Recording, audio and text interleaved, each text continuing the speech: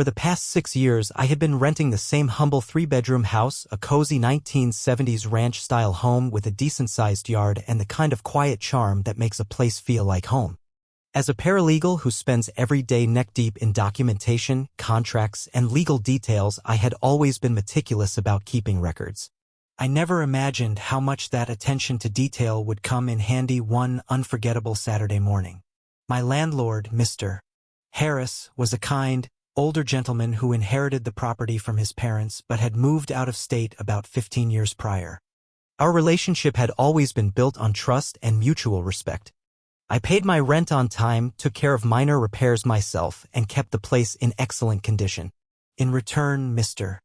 Harris kept the rent reasonable and gave me the freedom to make the house feel like my own. Just the month before, I had finished building a small shed in the backyard, with his full blessing. My vegetable garden was finally thriving after 3 seasons of learning what did and didn't grow well. A few weeks before that Saturday, Mr. Harris had called, as he usually did every few months, just to check in. During that call, he mentioned offhandedly, "I've been thinking about selling the property eventually, not right away, but maybe in the next year or 2. Managing things from out of state is getting harder as I get older." My heart sank a little at the thought of losing the home I loved, but he quickly reassured me, "Don't worry. You've been an amazing tenant. I'd absolutely give you first dibs if you're interested. And either way, I'd make sure you had plenty of notice." I had been quietly saving for a down payment, hoping someday I could buy my own place. The idea of purchasing the house I already called home felt exciting and hopeful.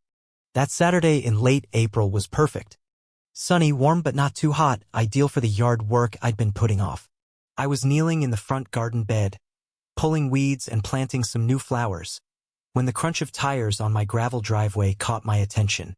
I looked up and saw a gleaming white luxury SUV rolling in, looking completely out of place on my modest street. The windows were tinted, but I could make out 2 figures inside. The driver's door opened, and out stepped a woman who looked like she belonged on a reality show about rich suburbanites. Mid-40s, bleached blonde hair styled in an elaborate bob, oversized designer sunglasses, and a wardrobe that screamed money. Every inch of her exuded entitlement. A man exited from the passenger side, well-dressed but visibly subdued, like he was used to playing second fiddle to her presence. The woman strode toward me, her high heels clicking against the gravel, looking me up and down with thinly veiled disdain. There I was, in my dirt-stained jeans and an old t-shirt, sweat on my brow, hands covered in soil. "Can I help you?" I asked, standing and brushing the dirt off my knees. She lowered her sunglasses slightly, her expression unreadable except for the flicker of disgust in her eyes. "I'm the new owner of this property," she announced, her tone full of arrogance. "The sale closed yesterday afternoon.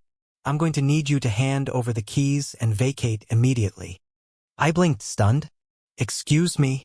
"The keys," she repeated, extending her hand like she expected me to drop them into her palm right then and there. "Contractors are coming Monday to start renovations." The man behind her shifted uncomfortably but said nothing.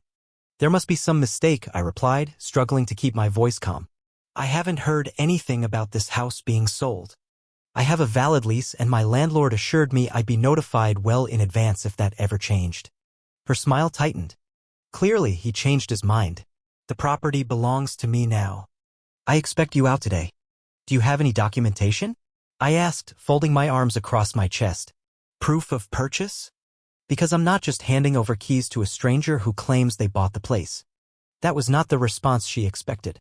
Her cheeks flushed slightly and her chin jutted out. "Do you know who I am?" "No, ma'am," I said, and that's exactly the problem. "I'm not used to having my word questioned," she snapped. "I paid good money for this dump and I want it now." I pulled my phone from my pocket. "Let me call my landlord and confirm."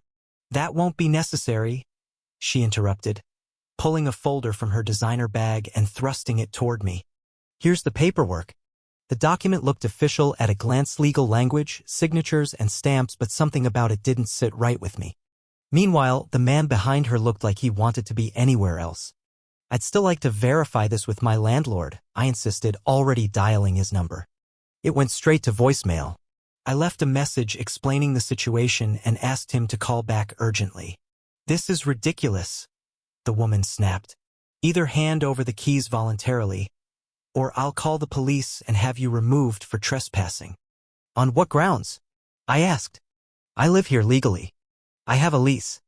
I've paid through the end of the month. On the grounds that I own this house, she practically shouted, her voice rising so loudly that my next-door neighbor looked over, concerned. I'm not giving you the keys based on your word alone. I need verification. Her face contorted with rage. That's it. I'm calling the police. Go ahead, I said calmly, pulling up my phone's camera and hitting record. I'll wait. The man finally spoke, his voice low. Maybe we should come back with the real estate agent. No, she cut him off. I will not be denied by some squatter. She called 911, spinning the story into something unrecognizable. Yes, I need police assistance immediately. I just purchased a home and the tenant is refusing to leave. He's becoming aggressive. I am afraid he might become violent. Please hurry. I couldn't believe the blatant lies she told, especially as I stood 10 feet away from her, recording the whole thing while speaking in a perfectly calm tone. 15 minutes later, 2 police cruisers rolled into the driveway. The woman rushed to meet the officers as they stepped out of their cars, launching into a tearful explanation. I stayed put, lease agreement in hand, waiting for the officers to approach me. Sir, we received a call about a trespassing situation, one of the officers said.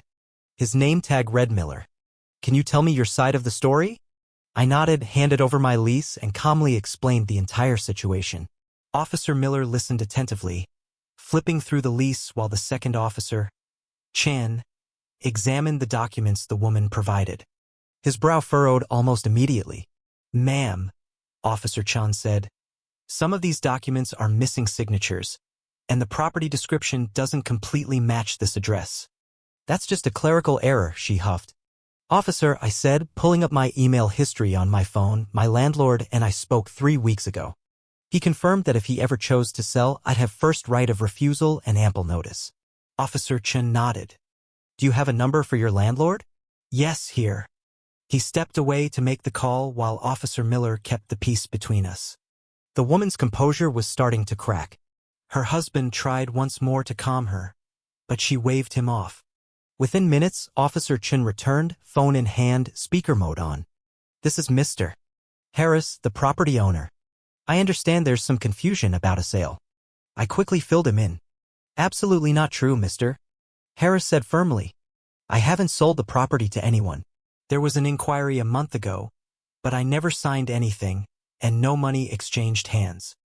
The woman's face drained of color. Her husband covered his face with his hands. That's a lie, she shrieked. We had a verbal agreement. I paid a deposit.